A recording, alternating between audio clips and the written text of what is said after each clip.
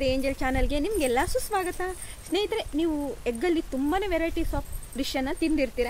ಇವತ್ತು ನಾನು ನಿಮಗೊಂದು ಸೂಪರ್ ಆಗಿರುವಂಥ ಎಗ್ ಡಿಶ್ನ ಹೇಳ್ಕೊಡ್ತಾ ಇದ್ದೀನಿ. ಎಗ್ ಲಬಾಬ್ದಾರ್ ಅಂತ ತುಂಬಾ ಚೆನ್ನಾಗಿರುತ್ತೆ. ನಿಮಗೆ ಪನ್ನೀರ್ ಬಟರ್ ಮಸಾಲ ತಿನ್ನಂಗೆ ಅನಿಸುತ್ತೆ. ರೆಸ್ಟೋರೆಂಟ್ ಸ್ಟೈಲ್ ಇರೋದ್ರಿಂದ ತುಂಬಾ ಕ್ರೀಮಿ ಫಿನಿಶಿಂಗ್ ಇರುತ್ತೆ. ಈ ಡಿಶ್ನ ನಾವು ಹೆಸರೇನು ಕೇಳಿರ್ತೀವಿ, ಆದರೆ ಹೇಗೆ ಮಾಡೋದು ಏನು ಅಂತ ಗೊತ್ತಿರಲ್ಲ. ಅದನ್ನು ನಾನು ಇವತ್ತು ಹೇಗೆ ಮಾಡೋದು ಅಂತ ತೋರಿಸ್ಕೊಡ್ತಾ ಇದ್ದೀನಿ. ಸ್ನೇಹಿತರೆ, ನಾನು ಮಾಡುವಂಥ ವಿಡಿಯೋ ನಿಮಗೆ ಇಷ್ಟ ಆಗ್ತಾ ಇದ್ದರೆ ಲೈಕ್ ಬಟನ್ನ ಕ್ಲಿಕ್ ಮಾಡಿ, ಹೇಗನ್ನಿಸ್ತು ಅಂತ ಕಮೆಂಟ್ ಸೆಕ್ಷನಲ್ಲಿ ತಿಳಿಸಿ. ಇನ್ನೂ ತನಕ ಚಾನಲ್ನ ಸಬ್ಸ್ಕ್ರೈಬ್ ಮಾಡಿದೆ ನೋಡ್ತಾ ಇದ್ದರೆ ತಪ್ಪದೇನೆ ಚಾನಲ್ನ ಸಬ್ಸ್ಕ್ರೈಬ್ ಮಾಡ್ಕೊಂಡು ಪಕ್ಕದಲ್ಲಿರುವಂಥ ಬೆಲ್ ಐಕಾನ್ನ ಕ್ಲಿಕ್ ಮಾಡಿ ಆಲ್ ಅಂತ ಸೆಟ್ ಮಾಡಿಕೊಂಡ್ರೆ ನಾನು ಹಾಕೋ ಪ್ರತಿಯೊಂದು ವಿಡಿಯೋಗಳು ನಿಮ್ಮ ಬಂದು ತಲುಪುತ್ತೆ. ಬನ್ನಿ, ಹಾಗಿದ್ರೆ ಹೋಗೋಣ. ಸ್ನೇಹಿತರೆ, ಇಲ್ಲಿಗೆ ನಾನು ಅಗಲ ಆದಂಥ ಕಡಾಯಿನ ತೊಗೊಂಡಿದ್ದೀನಿ. ಸ್ವಲ್ಪ ಅಗಲ ಇದ್ದರೆ ಚೆನ್ನಾಗಿರುತ್ತೆ ಫ್ರೈ ಮಾಡಲಿಕ್ಕೆಲ್ಲ. ಇಲ್ಲಿಗ ಒಂದು 1/4 ಕಪ್ಪಷ್ಟು ಎಣ್ಣೆ ಹಾಕಿ ಅದಕ್ಕೆ ಪಲಾವ್ ಎಲೆ ಒಂದು ಹಾಕಿದ್ದೀನಿ, ಹಾಗೆ ಜೀರಿಗೆ, ಏಲಕ್ಕಿ ಇವಿಷ್ಟನ್ನು ಹಾಕಿ ಹುರಿತಾ ಇದ್ದೀನಿ. ಈಗ ಇದಾದ ನಂತರ ಒಂದು ದೊಡ್ಡ ಈರುಳ್ಳಿ ತಗೊಂಡು ಸಣ್ಣದಾಗಿ ಹೆಚ್ಕೊಬೇಕು. ಈರುಳ್ಳಿನ ಲೈಟಾಗಿ ಫ್ರೈ ಮಾಡಬೇಕು. ತುಂಬ ಹೊತ್ತು ಮಾಡಬೇಕಂತಿಲ್ಲ, ಕೆಂಪಗಾಗಬೇಕಂತಿಲ್ಲ, ಲೈಟಾಗಿ ಗೋಲ್ಡನ್ ಕಲರ್ ಬಂದರೆ ಸಾಕು. ಸಣ್ಣ ಉರಿಲೇ ಫ್ರೈ ಮಾಡಿ.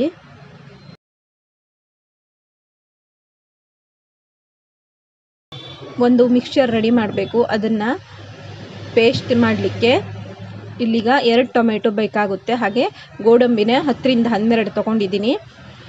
ಇದಿಷ್ಟನ್ನು ಎರಡನ್ನು ಮಿಕ್ಸಿಲಿ ಹಾಕಿ ಚೆನ್ನಾಗಿ ಪೇಸ್ಟ್ ಮಾಡ್ಕೊಂಡು ಇಟ್ಕೊಳ್ಳಿ. ಇಲ್ಲಿಗ ಈರುಳ್ಳಿನ ಸ್ವಲ್ಪ ಫ್ರೈ ಆಗಿದೆ ಚೆನ್ನಾಗಿ. ಇಲ್ಲಿ ನೋಡಿ, ಈಗ ಈ ರೀತಿ ಲೈಟಾಗಿ ಗೋಲ್ಡನ್ ಕಲರ್ ಬಂದರೆ ಸಾಕು.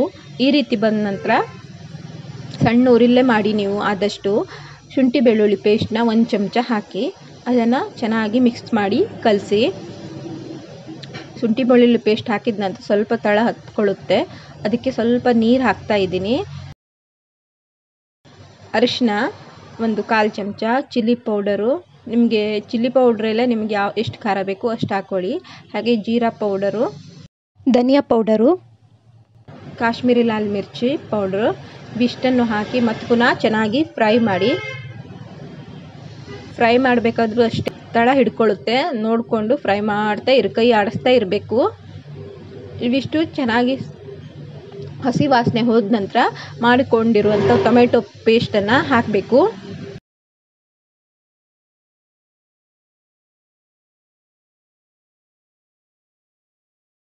ಟೊಮೆಟೊ ಮತ್ತು ಕಾಜು ಪೇಸ್ಟನ್ನು ತುಂಬ ಚೆನ್ನಾಗಿ ಫ್ರೈ ಮಾಡ್ಕೋಬೇಕು. ಇದರಲ್ಲಿ ಎಣ್ಣೆ ಬಿಡಬೇಕು, ಆ ರೀತಿ ಫ್ರೈ ಮಾಡ್ಕೋಬೇಕು. ಈಗ ಸ್ವಲ್ಪ ಉಪ್ಪನ್ನು ಹಾಕ್ತಾ ಇದ್ದೀನಿ. ಇದನ್ನು ಚೆನ್ನಾಗಿ ಕಲಿಸ್ತಾ ಇರಬೇಕು. ಹಾಗೆಯೇ ಮಸಾಲೆ ನೀರನ್ನು ಹಾಕ್ತಿದ್ದೀನಿ. ಈಗ ಇದನ್ನು ಬೇಯಿಸ್ಬೇಕಾಗುತ್ತೆ ಒಂದು 10 ನಿಮಿಷ. ಕಾಜು ಪೇಸ್ಟ್ ಎಲ್ಲ ಇರೋದ್ರಿಂದ ಮಧ್ಯ ಮಧ್ಯ 10 ನಿಮಿಷದ ಮಧ್ಯೆ ಏನು ಮಾಡಬೇಕು, ಸ್ವಲ್ಪ ಸೌಟನ್ನು ತಿರುಗಿಸ್ತಾ ಇರಬೇಕು. ಈ ರೀತಿ ತಳ ಹಿಡ್ಕೊಳ್ಳುತ್ತೆ ಅನ್ನೋ ಕಾರಣಕ್ಕೆ. 10 ನಿಮಿಷ ಬೆಂದಾದ ನಂತರ ಸ್ವಲ್ಪ ಎಣ್ಣೆ ಬಿಟ್ಟಿರುತ್ತೆ.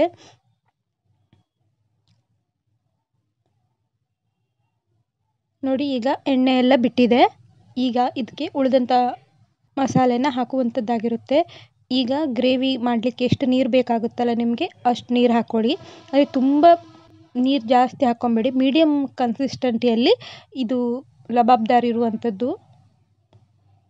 ಇದಕ್ಕೆ ಕೊತ್ತಂಬರಿ ಸೊಪ್ಪನ್ನು ಈಗ ಹಾಕ್ಕೊತಿದ್ದೀನಿ ಹಾಗೆಯೇ ಸ್ವಲ್ಪ ಕಲಿಸ್ಬಿಟ್ಟು ಫ್ರೆಶ್ ಕ್ರೀಮ್ನ ಹಾಕ್ತಾಯಿದ್ದೀನಿ. ನಾವು ಇಲ್ಲಿ ಹೋಟೆಲ್ ಸ್ಟೈಲಲ್ಲಿ ಮಾಡ್ತಾ ಇರೋದ್ರಿಂದ ಸ್ವಲ್ಪ ಕ್ರೀಮ್ ಬೇಕಾಗುತ್ತೆ. ಕ್ರೀಮ್ ಇಲ್ಲ ಅಂದರೆ ಆಪ್ಷನಲ್ ಆಗಿರುತ್ತೆ. ನಿಮ್ಮ ಮನೇಲಿ ಯಾವ್ದು ಸಿಗುತ್ತಲ್ಲ, ಮಲಾಯಿ ಸಿಗುತ್ತಲ್ಲ, ಅದನ್ನು ಹಾಕಿದ್ರು ಓಕೆ. ಹಾಗೆ ಒಂದು ಸ್ವಲ್ಪ ಸಕ್ಕರೆನೂ ಹಾಕ್ತಾಯಿದ್ದೀನಿ. ಗರಂ ಮಸಾಲ ಪೌಡರು, ಕಸೂರಿ ಮೇಥಿ ಇದೆಲ್ಲ ಹಾಕಿಬಿಟ್ಟು ಸ್ವಲ್ಪ ಸಣ್ಣ ಉರಿಲೇ ಇರಲಿ. ಈಗ ಯಾವುದೇ ಕಾರಣಕ್ಕೂ ಊರಿನ ದೊಡ್ಡದು ಮಾಡಲಿಕ್ಕೆ ಹೋಗಬೇಡಿ. ಈ ಪಲಾವ್ ಎಲ್ಲನ ತೆಗೆದು ಸೈಡಿಗೆ ಇಡ್ತಾ ಇದ್ದೀನಿ. ಇದ್ರ ಕೆಲಸ ಮುಗೀತು. ಈಗ ಗ್ರೇವಿಗೆ ಸ್ವಲ್ಪ ಉಪ್ಪು ಹಾಕಿಬಿಟ್ಟು ಅದನ್ನು ಕಲಿಸ್ಕೊತಾ ಇದ್ದೀನಿ. ಈಗ ಗ್ರೇವಿನ ಸೆಟ್ ಮಾಡೋದು ಅಂತಾಗಿರುತ್ತೆ. ಸೈಡಿಗೆಲ್ಲ ತಾಗಿರುತ್ತಲ್ಲ ಅದನ್ನೆಲ್ಲ ಚೆನ್ನಾಗಿ ಕ್ಲೀನ್ ಮಾಡ್ಕೊತಾ ಇದ್ದೀನಿ, ಇಲ್ಲ ಅದು ಕಪ್ಪಗಾಗೋಗುತ್ತೆ ಬೆಂದು.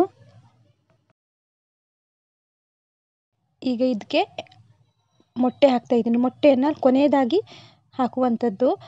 ನಿಮ್ಮ ಮನೇಲಿ ಎಷ್ಟು ಜನ ಇದ್ದಾರೋ ಅದಕ್ಕೆ ಸರಿಯಾಗಿ ಮೊಟ್ಟೆನ ಹಾಕಿ. ನಾನಿಲ್ಲಿ 3ರಿಂದ 4 ಜನಕ್ಕೆ ಆಗುವಷ್ಟು ಮಾಡ್ತಾ ಇರೋದ್ರಿಂದ ಅದಕ್ಕೆ ಸರಿಯಾಗಿ ಮೊಟ್ಟೆ ಹಾಕಿದ್ದೀನಿ. ಮೊಟ್ಟೆ ಮೇಲೆ ಪೆಪ್ಪರ್ ಪೌಡ್ರು, ಗ್ರೀನ್ ಚಿಲ್ಲಿ ಇದನ್ನು ಹಾಕಿಬಿಟ್ಟು ಹಾಗೆ ಕಲಿಸ್ಲಿಕ್ಕೆ ಹೋಗಬೇಡಿ. ಈಗ ಕೊತ್ತಂಬರಿ ಸೊಪ್ಪು ಇದನ್ನು ಹಾಕಿಬಿಟ್ಟು ಹಾಗೆಯೇ ಬೇಯಿಸಬೇಕು. ಇಡೀ ಮೊಟ್ಟೆ ಹಾಕಿದ್ರೆ ಇಷ್ಟ ಆಗಲ್ಲ ಅನ್ನೋರು ಎಗ್ನ ಬಾಯ್ಲ್ ಮಾಡಿ ಕಟ್ ಮಾಡಿಬಿಟ್ಟು ಹಾಕ್ಬೋದು. ಇವಿಷ್ಟನ್ನು ಹಾಕಿದ ನಂತರ ಒಂದು 5 ನಿಮಿಷ ಮುಚ್ಚಳ ಮುಚ್ಚಿ ಬೇಯಿಸಿ. ಯಾವುದೇ ಕಾರಣಕ್ಕೂ ತಿರ್ಸ್ಲಿಕ್ಕೆ ಹೋಗಬೇಡಿ. ಈಗ 5 ನಿಮಿಷ ಆಗಿದೆ. ಈಗ ಎಗ್ ಲಬಾಬ್ದಾರ್ ಅನ್ನೋದು ರೆಡಿಯಾಗಿದೆ. ಇದ್ರ ಮೇಲೆ ಸ್ವಲ್ಪ ಕೊತ್ತಂಬರಿ ಸೊಪ್ಪನ್ನು ಹಾಕಿ ಗಾರ್ನಿಷ್ ಮಾಡಿ ಸರ್ವಿಂಗ್ ಮಾಡುವುದಾಗಿರುತ್ತೆ. ನಾನಿಲ್ಲಿ ಡೈರೆಕ್ಟಾಗಿ ಕಡಾಯಲ್ಲೇ ಇಟ್ಟಿದ್ದೀನಿ. ತೆಗೆಯುವಾಗಲೂ ಅಷ್ಟೇ ಸ್ವಲ್ಪ ನಿಧಾನವಾಗಿ ಆರಾಮಾಗಿ ತೆಗಿಬೇಕು. ಯಾವ ರೀತಿ ಬಂದಿದೆ ನೋಡಿ, ಎಷ್ಟು ಮಸಾಲೆ ಜ್ಯೂಸಿ ಆಗಿದೆ ನೋಡಿ.